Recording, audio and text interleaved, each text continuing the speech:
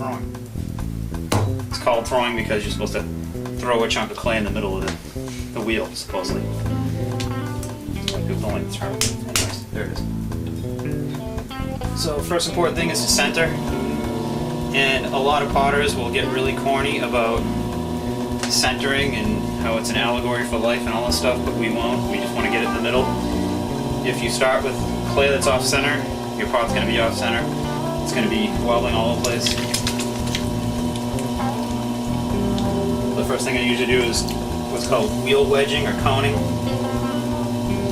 Get it no cone like that, shove it back down, and we're centered.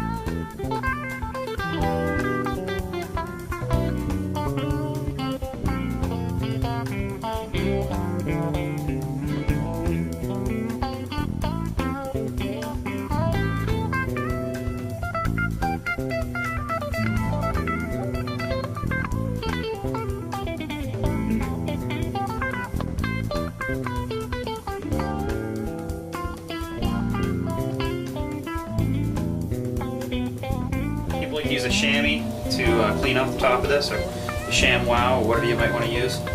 I get all my clay in a bag with elastics, and so I found that these are the best things to use. If it's tilted one way though, it sort of digs in, but that way you always have them. I find them harder to lose than a chamois. So I'm going to make a nice fat lip on this right here. Another design thing that I like is to make sure that parts of a pot are defined.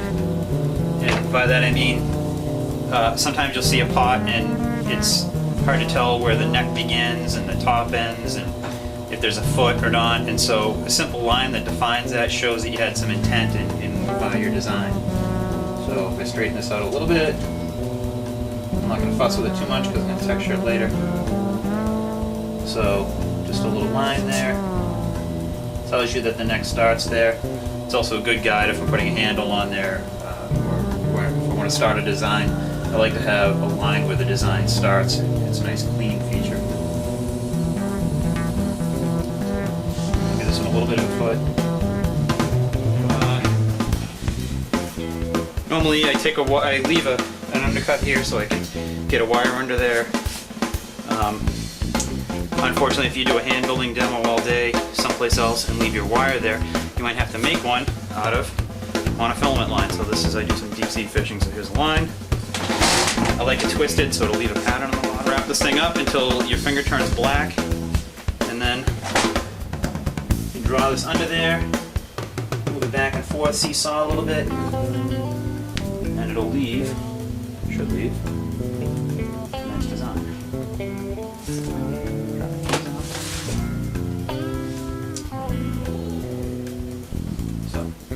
That sort of a pattern. Kind of cool. Little lip on that.